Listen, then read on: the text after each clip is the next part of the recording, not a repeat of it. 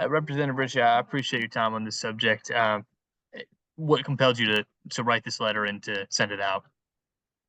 I just felt compelled to, the General Assembly has a process where we go through and we look at all the legislation, and we ended up getting notified that the governor called for this special session at the end of August, which is only 4 months away from us coming back into a regular session.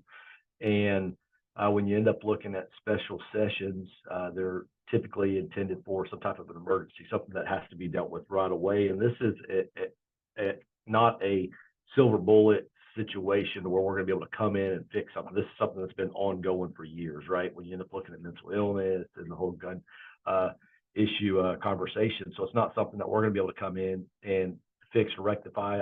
I'm willing and looking forward to coming in August if the governor decides to keep this as scheduled. But I felt like this is the right thing to do.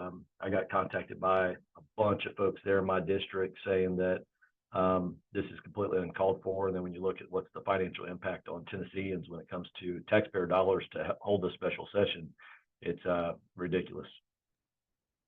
So you say you don't think at some level this is more of an ongoing issue, less of an emergency, if you will, if I'm understanding correctly. Correct. Yeah. When you look at a special session, that's for when you end up looking at it, that is for something that has come up that we need to bring the General Assembly together to be able to address that situation because we're not inside of our general session or our regular session. And this, in my opinion, and in so many folks that I've spoken with, does not fall in that purview as far as for what would be appropriate for having a special session. And I appreciate your perspective on this. Obviously, Butler and what was it, Representative Butler and who was the other Representative Warner signed Warner. off on this. How many did you reach out to for this? Did you reach out to the entire caucus?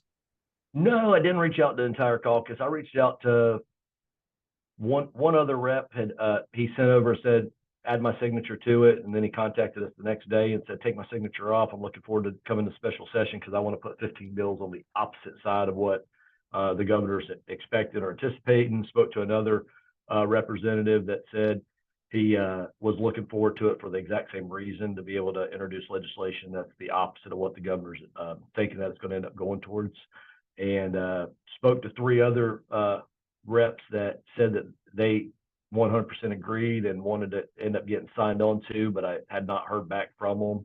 I started reaching out on Friday of last week and hadn't heard back from them. And I said, well, with it being an open letter, this is something what the intent of it is to get it out there. Folks can read it. If they agree with it, they can reach out to their state rep or their state senator and mention to them, hey, well, how come you're not signed on to this? And folks can continually sign on to it. So it's not like there's just the three today and nobody else is on it. It's an open letter. So all they got to do is contact my office and we can get them added on as well. So Right. So if I did my math correctly there, I counted what, seven, eight of you total, yeah, seven plus you that are involved here. correct. Right on. And I appreciate you giving me a little bit of the specifics there as well. Do you expect any sort of, I don't want to say punishment, but clapback from House leadership? You know, I reached out to a couple and they vehemently came out against this. And I don't know. I know you've always been somebody that's willing to say your own piece and that sort of thing. Do you expect any sort of flack? Probably something will end up coming. I'm not worried about it. At the end of the day, I get the same. My name's on a ballot in my district, just like their name's on their ballot in their district. And the folks in my district don't want us touching any type of gun legislation.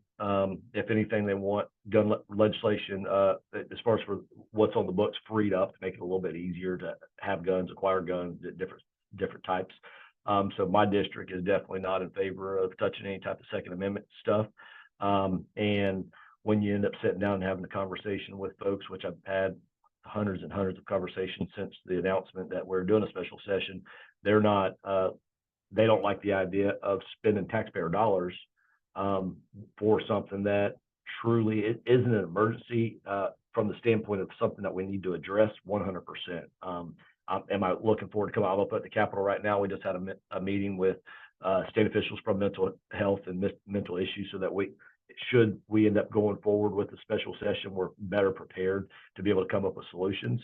but I don't feel that it's an emergency to where we're going to be able to bring people in and then all of a sudden pass some type of legislation, and then here's this new magic pill, so to speak, that's going to end up fixing the situations.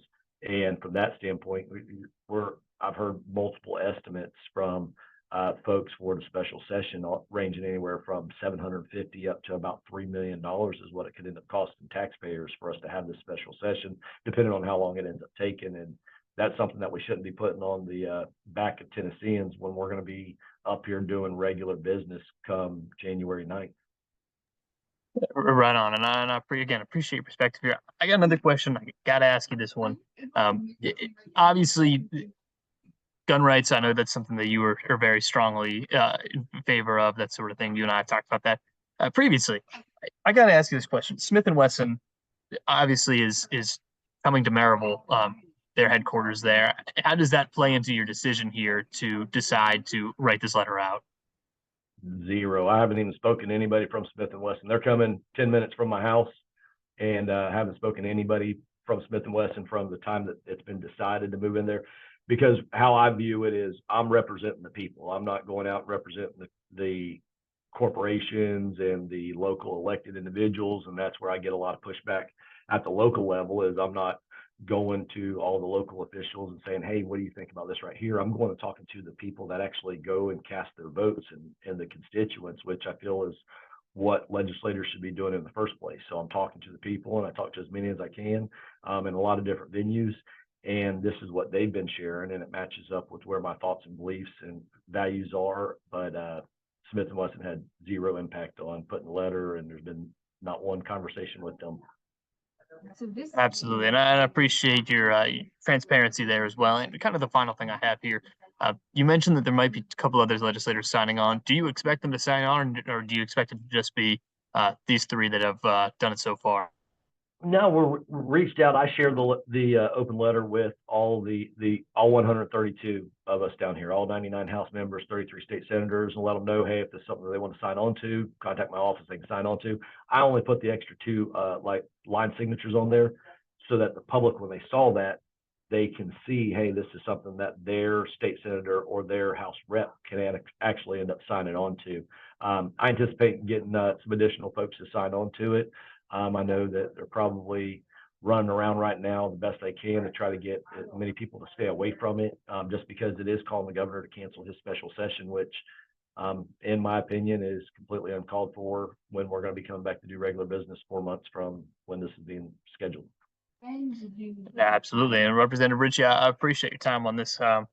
You are no stranger to some of these hard conversations. Certainly, I know between the term limits and between the Duck River bill. So Right. so many months ago, you were no stranger as a freshman there. I give you a lot of credit for going after the establishment at some level. So listen, is there anything else you'd like to add that I have not asked you? No, and they're not hard for me. They're pretty common sense, and I'm still kind of wearing the Tennessean hat. Like, how would I want somebody down here represent me, and would I want them standing up for and speaking out? And I've heard it and seen it, and been contacted by tons of people that were curious of who was going to end up asking the governor to cancel this. And since nobody else decided to do it, I said, well, I'll do it. I said, I think it's the right thing to do, and here we are. Here we are, certainly. Go ahead, stop the recording.